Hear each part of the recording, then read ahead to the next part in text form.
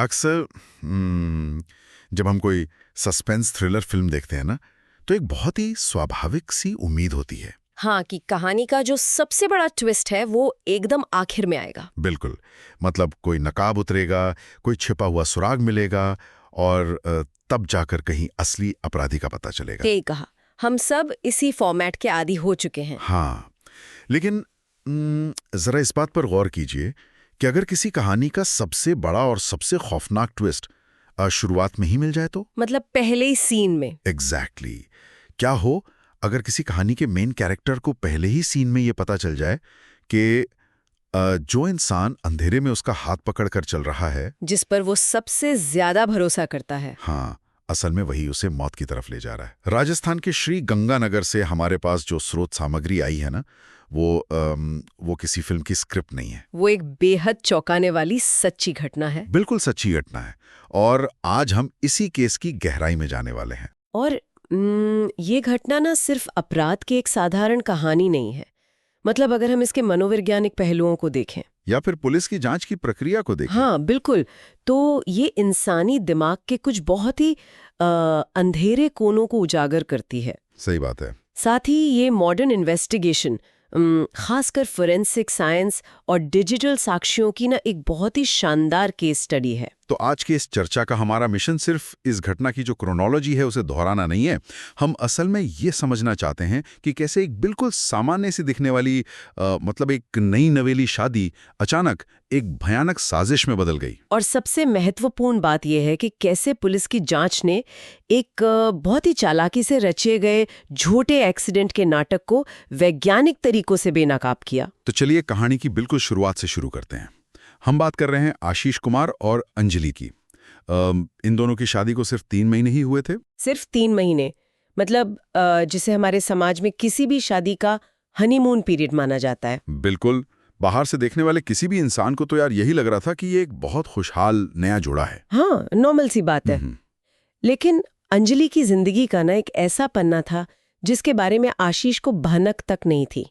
अंजलि का पिछले 7 सालों से संजय नाम के एक व्यक्ति के साथ अफेयर चल रहा था। 7 साल, ये कोई छोटा समय नहीं होता। वही तो, 7 साल। और बात सिर्फ इतनी नहीं थी कि उसका कोई पुराना अतीत था, बल्कि शादी के बाद भी ये रिश्ता बदस्तूर जारी रहा। यहीं से उस दोहरी जिंदगी की शुरुआत होती है जो आगे चलकर एक अपराध को जन्म देती है। लेकिन मेरे दिमाग में यहाँ ना एक बहुत ही बुनियादी सवाल आ रहा है। क्या? मुझे ये बात समझ नहीं आ रही कि अगर अंजलि और संजय का रिश्ता 7 साल पुराना था, हाँ, और इतना गहरा था कि वो किसी की जान लेने तक को तैयार हो गई, तो अंजलि ने आशीष से शादी का इतना बड़ा दिखावा ही क्यों किया? ये बहुत वैलिड पॉइंट है। मतलब वो सीधे संजय से ही शादी कर सकती थी ना। ये तो बिना किसी वजह के एक ऐसा जाल बुनने जैसा हुआ जिसमें वो खुद भी फंस रही थी। देखिए, ये कंफ्यूजन बहुत स्वाभाविक है, लेकिन अगर हम क्रिमिनल साइकोलॉजी और सामाजिक दबाव के पैटर्न को देखें ना, तो इसका जवाब मिल जाता है। अच्छा, कैसे? अक्सर लोग सामाजिक ढांचे या परिवार की जो उम्मीदें होती हैं या फिर समाज में अपनी एक परफेक्ट छवि बनाए रखने की चाहत में ऐसे फैसले लेते हैं। मतलब घर वालों के खिलाफ जाने की हिम्मत नहीं होती। एग्जैक्टली, वो विरोध करने की हिम्मत नहीं जुटा पाते, इसलिए दोहरी जिंदगी जीने का आसान लेकिन बहुत खतरनाक रास्ता चुन लेते हैं। ये तो बहुत ही अजीब विरोधाभास है। मतलब विरोध करने की हिम्मत नहीं थी, लेकिन एक इंसान की जान लेने की हिम्मत आ गई। यही तो इस पूरी साजिश की सबसे बड़ी मनोवैज्ञानिक वजह है। इसे मनोविज्ञान में कॉग्निटिव डिसोनेंस कहते हैं। कॉग्निटिव डिसोनेंस, ये क्या होता है? मतलब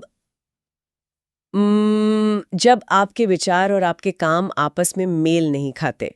अंजलि एक तरफ सामाजिक रूप से स्वीकृत पत्नी की भूमिका निभा रही थी, और दूसरी तरफ वो अपने 7 साल पुराने प्रेमी के साथ थी। बिल्कुल।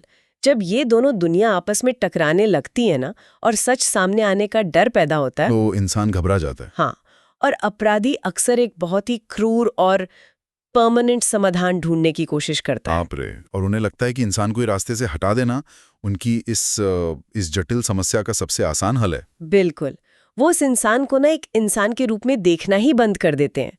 आशीष उनके लिए सिर्फ एक बाधा बन गया था जिसे बस हटाना था। ये सच में हैरान करने वाला है यार, कि कैसे कोई इंसान अपने दिमाग में एक साथ दो बिल्कुल अलग जिंदगियां जी सकता है। और दूसरे को इसका जरा भी एहसास नहीं होने देता। हाँ, तो इस छिपे हुए अतीत को समझने के बाद अगर हम उस रात की तरफ मुड़ें जब इस योजना को अंजाम दिया गया, जो कि बहुत खौफनाक रात थी। बिल्कुल, तारीख थी 30 जनवरी 2026 और रात का समय था।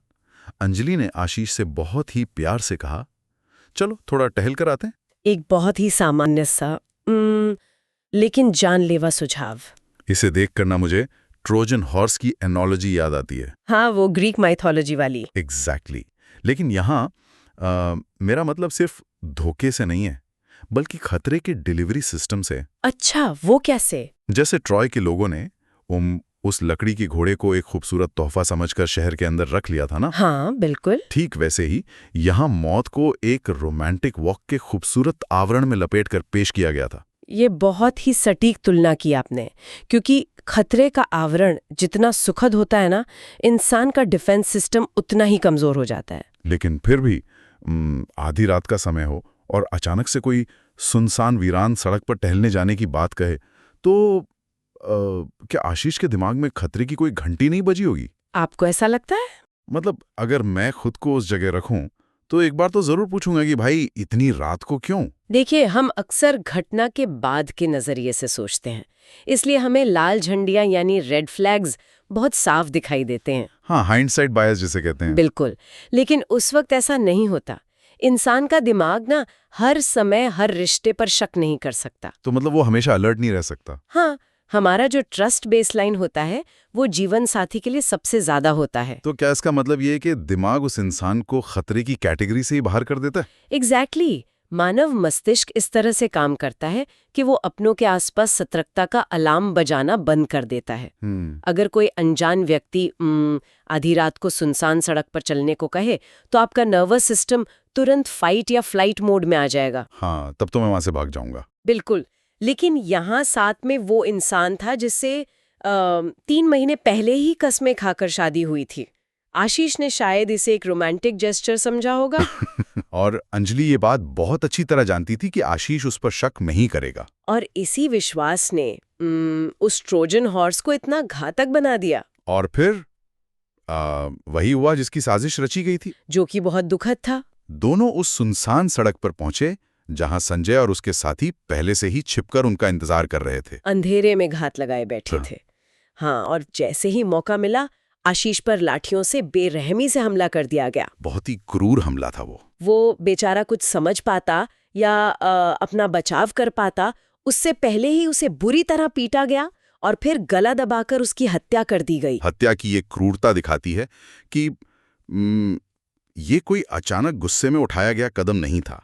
ये एक पूरी तरह से सोची समझी योजना थी। लेकिन योजना सिर्फ मारने की नहीं थी। उसके बाद जो हुआ वो इस कहानी का सबसे हैरान करने वाला हिस्सा है। बिल्कुल, एक पूरा ड्रामा रचा गया। यहाँ आकर तो ये किसी खराब सस्पेंस फिल्म की स्क्रिप्ट जैसा लगने लगता है। मतलब जरा इस दृश्य के बारे में सोचिए। आशीष की लाश सड़क पर पड़ी है और अंजलि क्या करती है? वही तो, वो पुलिस को गुमराह करने के लिए अपने खुद के गहने उतारती है, आशीष का मोबाइल फोन निकालती है और हमलावरों को दे देती है, ताकि ये लगे कि ये कोई लूटपाट का मामला है। और सिर्फ लूटपाट ही नहीं बल्कि हिट एंड रन का एंगल देने की कोशिश भी की गई। हाँ, वो सड़क पर लेटने वाला नाटक। एग्जैक्टली।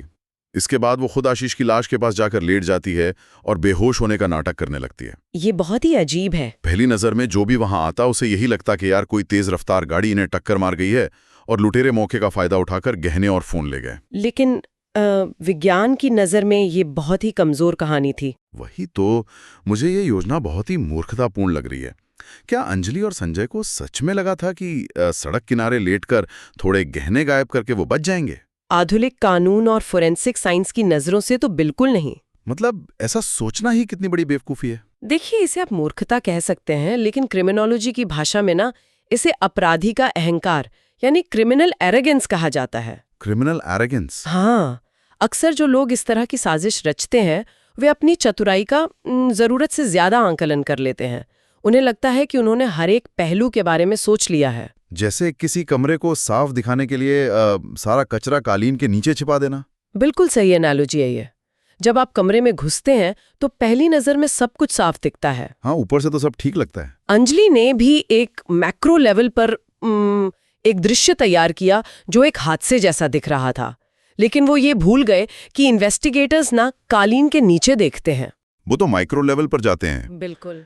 एक सोची समझी हत्या करना और उसके बाद एक परफेक्ट क्राइम सीन तैयार करना, इन दोनों के बीच ना जमीन आसमान का अंतर होता है। हाँ। और यहीं से उनकी बुनी हुए कहानी में दरारें पड़नी शुरू होती हैं। हाँ, क्योंकि अपराधी अक्सर इस बात को नजरअंदाज कर देते हैं कि विज्ञान कभी कहानियों पर भरोसा नहीं करता। इंसान झूठ बोल सकता है, झूठे आंसू बहा सकता है, लेकिन जो भौतिक साक्ष्य होते हैं ना, जो फिजिकल एविडेंस होते हैं, हाँ, जो शरीर और घटनास्थल पर छूट गए निशान होते हैं, वो एकदम निष्पक्ष होते हैं। तो चलिए इसी विज्ञान पर बात करते हैं।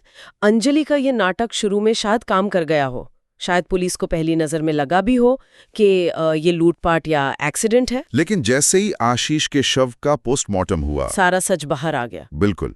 पोस्टमार्टम रिपोर्ट किसी भी हत्या की जांच का सबसे अहम दस्तावेज होती है। इसी ने अंजलि के बनाए हुए उस पूरे मूवी सेट को तहस नहस कर दिया। मैं ना इस वैज्ञानिक पहलू को थोड़ा और समझना चाहता हूँ। हाँ, बताइए। हम सभी जानते हैं कि गला दबाने और कार के टकराने में फर्क होता है, लेकिन एक फोरेंसिक एक्सपर्ट इन दोनों के बीच का अंतर इतनी सटीकता से कैसे बता देता है? ये बहुत ही दिलचस्प है।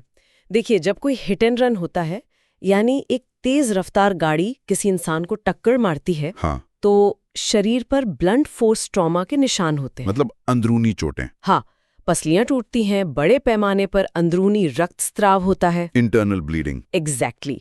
और सड़क पर घिसटने की वजह से ना त्वचा पर खास तरह के रगड़ के निशान आते हैं, जिन्हें हम रोड रैश कहते हैं। और आशीष के शरीर पर ऐसा कुछ नहीं था? बिल्कुल नहीं।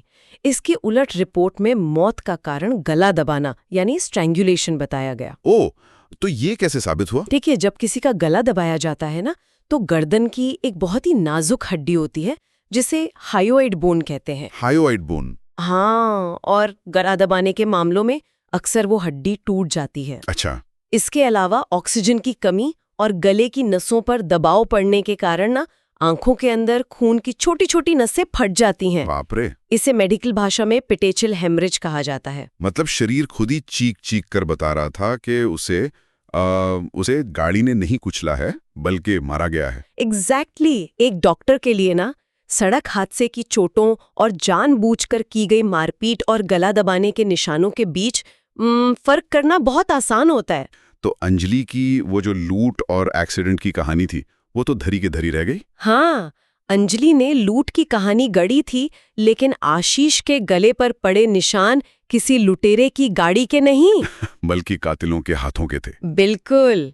तो पोस्टमार्टम ने हिट एंड रन की थ्योरी को तो पूरी तरह खारिज कर दिया। इसके बाद तो पुलिस का शक सीधा अंजलि पर गया होगा। बिल्कुल। जब विज्ञान ने कहानी को झुठला दिया तो अंजलि के बयान भी बदलने लगे। वो पक्का अपनी ही बुनी हुई बातों में उलझने लगी होगी। हाँ, लेकिन देखिए, सिर्फ शक के आधार पर तो किसी को सजा नहीं मिल सकती ना। हाँ, अदालत में तो सबूत चाहिए होते हैं। और यहीं पर पुलिस इन्वेस्टिगेशन का दूसरा सबसे बड़ा हथियार काम आता है। और वो क्या है? डिजिटल साक्ष्य, यानी डिजिटल एविडेंस। ओह, मोबाइल रिकॉर्ड्स और कॉल डिटेल्स। हाँ, आज के समय में जब लोग अपराध की योजना बनाते हैं ना, तो वे अक्सर ये भूल जाते हैं कि उनकी जेब में रखा छोटा सा डिवाइस उनका सबसे बड़ा गवाह है। ये बात तो है। पुलिस ने तुरंत अंजलि, आशीष और उस इलाके के सेल टावर डंप की जांच की। एक मिनट, यहाँ मैं आपको रोकना चाहूंगी। हाँ, पूछिए। ये सेल टावर डंप और कॉल डेटा रिकॉर्ड्स यानी CDR का नाम हम अक्सर न्यूज़ में सुनते हैं। बहुत आम शब्द हो गए आजकल। हाँ, लेकिन ये असल में काम कैसे करते हैं? मतलब क्या अपराधी सिर्फ कॉल हिस्ट्री डिलीट करके बच नहीं सकते? ये ना एक बहुत बड़ी गलतफहमी है जो अपराधियों को होती है। अच्छा, फोन से कॉल लॉग या मैसेज डिलीट करने से कुछ नहीं होता। जब भी फोन चालू होता है ना, वो नेटवर्क की तलाश में लगातार आसपास के टेलीकॉम टावर्स के साथ संपर्क करता है। इसे तकनीकी भाषा में पिंक करना कहते हैं। तो भले ही आप कॉल ना कर रहे हो, आपका फोन टावर से बात कर रहा है। बिल्कुल, फोन हमेशा नेटवर्क ढूंढता है और जब कोई कॉल की जाती है तो टेलीकॉम कंपनी के पास उसका पूरा रिकॉर्ड सेव हो जाता है। क्या क्या सेव होता है? किस नंबर से कॉल आई, कितनी देर बात हुई और उस वक्त फोन किस टावर के कवरेज एरिया में था, सब कुछ। बाप रे। और पुलिस ना सेल टावर ट्रायंगुलेशन तकनीक का इस्तेमाल करती है। ये ट्रायंगुलेशन क्या है? इसका मतलब है कि वो आसपास के कम से कम 3 टावर्स के सिग्नल के आधार पर ना किसी भी फोन की बहुत ही सटीक लोकेशन का पता लगा सकते हैं। ओहो, इसका मतलब अंजलि और संजय चाहे कुछ भी कहते रहें कि वो वहां नहीं थे या वो एक दूसरे को नहीं जानते हैं, उनका डिजिटल फुटप्रिंट पूरी कहानी बयान कर रहा था। एकदम शीशे की तरह सा। एकदम सही। सीडीआर से न केवल उस रात की उनकी हर एक लोकेशन का पता चल गया, बल्कि उनके बीच पिछले 7 सालों से हो रही बातचीत का पूरा इतिहास भी पुलिस के सामने आ गया। 7 साल का रिकॉर्ड। हाँ, शादी के बाद भी जो लगातार कॉल्स हो रही थीं, हत्या की रात जो कॉल्स हुईं, उन सब ने उस पूरे षड्यंत्र को पूरी तरह से बेनकाब कर दिया। मतलब जिस राज को रात के उस घने अंधेरे में और एक सुनसान सड़क पर हमेशा के लिए दफनाने की कोशिश की गई थी, उसे तकनीक के अदृश्य सिग्नल्स ने सबके सामने खोल कर रख दिया। क्या बात है। अंततः इन ठोस वैज्ञानिक और डिजिटल सबूतों के आधार पर अंजलि और उसका प्रेमी संजय गिरफ्तार कर लिए गए। और इस केस में ना हमें पुलिस की जांच प्रणाली की सच में तारीफ करनी होगी। बिल्कुल। अक्सर ये माना जाता है कि अगर घटनास्थल पर कोई चश्मदीद मौजूद है, जैसे यहाँ अंजलि थी, हाँ, तो पुलिस सिर्फ उसके बयानों पर निर्भर रहती है। लेकिन यहाँ पुलिस ने बयानों से ज्यादा साइंटिफिक डेटा को महत्व दिया, जो कि बहुत जरूरी था। तो अगर हम इस पूरे मामले को एक बड़े परिप्रेक्ष्य में देखें, तो ये सिर्फ एक राज्य की, एक शहर की क्राइम न्यूज नहीं है। बिल्कुल नहीं। ये हमारे समय की सच्चाई और इंसानी रिश्तों के एक बहुत ही स्याह पहलू का प्रतिबिंब है। ये घटना हमें इस बात पे गहराई से सोचने पर मजबूर करती है कि इंसानी मन की परतें कितनी जटिल हो सकती हैं। हाँ, कि कोई इंसान एक साथ 2 जिंदगियां कैसे जी सकता है और अपने फायदे के लिए किसी दूसरे इंसान की जिंदगी को कैसे शून्य मान सकता है। और साथ ही ना, ये न्याय व्यवस्था और आधुनिक तकनीक की ताकत का भी बहुत बड़ा प्रतीक है। सही बात है। ये इस बात का सबूत है कि अब अपराध करके बचना उतना आसान नहीं रहा जितना शायद कुछ दशकों पहले हुआ करता था। बिल्कुल। इस चर्चा को समेटते हुए जो स्रोत सामग्री हमारे पास है, उसकी एक लाइन है जो मुझे लगता है इस पूरे घटनाक्रम को बहुत ही सटीकता से बयां करती है। वो कौन सी लाइन है? उसमें लिखा था कि कभी-कभी सबसे खतरनाक दुश्मन वो नहीं होता जो सामने खड़ा हो, बल्कि वो होता है जो इंसान के सबसे करीब होता है। बहुत ही गहरी बात है। आशीष के लिए ना, मौत सामने से नहीं आई थी, बल्कि उसी के साथ कदम से कदम मिलाकर चल रही थी। भावनाओं का ये जो अंधापन होता है ना, ये इंसान को सच में सबसे ज्यादा कमजोर कर देता है। बिल्कुल सही कहा आपने। और इसी विचार के साथ हम श्रोताओं के हमारे इस डीप डाइव को यहीं विराम देते हैं। लेकिन जाने से पहले श्रोताओं के लिए एक सवाल जरूर छोड़ना चाहूंगी। हाँ बिल्कुल। फोरेंसिक विज्ञान और कॉल डेटा रिकॉर्ड्स की इस अचूक ताकत को देखने के बाद ना, एक सवाल है जिस पर विचार करना बहुत दिलचस्प होगा। वो ये कि आज के इस डिजिटल युग में, जहां हमारी हर लोकेशन, हमारी हर धड़कन और हमारी हर एक कॉल का रिकॉर्ड किसी न किसी सर्वर पर मौजूद है, क्या अब दुनिया में परफेक्ट क्राइम जैसी किसी चीज का कोई अस्तित्व बचा भी है? या फिर हर अपराधी, चाहे वो कितनी भी चतुराई से योजना क्यों न बनाए, अपने पीछे डिजिटल सबूतों की उमंग, एक ऐसी पगडंडी जरूर छोड़ जाता है जो उसे अंततः कानून के कटघरे तक खींच हिलाती है? ये एक ऐसा सवाल है जिस पर हम सबको सोचना चाहिए। बिल्कुल, इस पर जरूर सोचिएगा।